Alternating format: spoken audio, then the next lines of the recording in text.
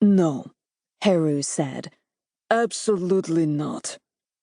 His leather wingback chair was silhouetted by the view of the woods, the choppy Puget Sound, and the overcast sky through the window behind him. We don't know nearly enough about the side effects of the transformation. He leaned back, away from his desk, and rested his hands on the chair's armrests, making it appear more a throne than a desk chair. He was a king through and through. Until we've had more time to study Garth and Constance, until we know exactly what the implantation of a ba has done to them beyond curing them, the procedure is on hold indefinitely. This couldn't be happening. I took a step closer to the desk, hand outstretched. But what about... Heru shed the blasé air and stood, the leather of his chair creaking and the chair's legs screeching as they moved across the hardwood floor. Listen very carefully, Kat, he said, placing his palms on the desk, one on either side of his laptop, and leaning forward. His golden irises flashed with irritation. Even from a dozen paces away, he seemed to tower over me. I forbid you from transforming even a single human into a Negeret. Am I making myself clear?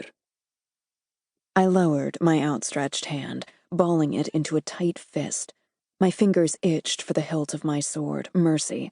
The pain of my nails digging into my palm provided a small but much-needed distraction, activating the lizard part of my brain enough that I didn't attack Heru with words.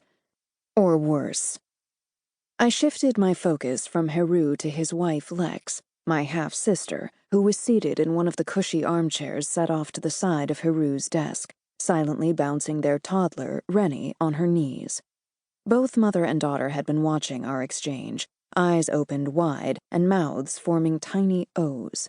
Still were. Neither they nor I had expected this meeting to go south so quickly, or at all. I implored Lex with a single look, desperation quickening the rise and fall of my chest, like running upstairs quick. Lex inhaled as though she was about to say something, but hesitated, closing her mouth a moment before giving a tiny headshake and averting her gaze, or rather, avoiding mine. I pressed my lips together, holding in a frustrated growl, and glanced over my shoulder at Nick. He'd been standing beside me for minutes, quiet as a mouse.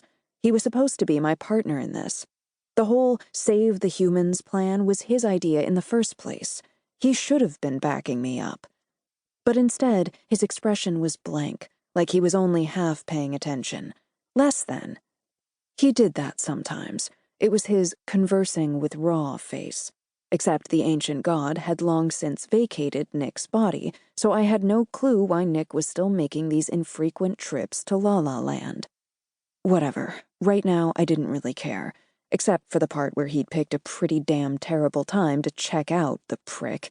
His plan, remember? And he was just standing there, hanging me out to dry. Thanks for nothing, I hissed under my breath, my glance turning into a glare.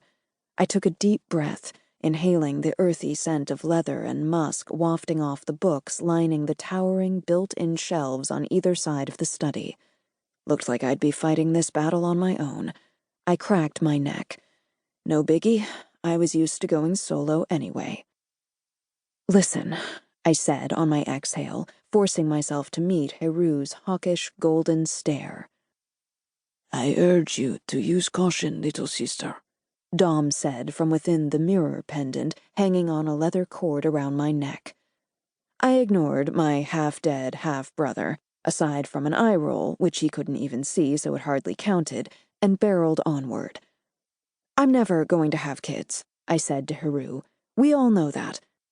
So why don't you just consider whoever Nick and I transform to be my darling children?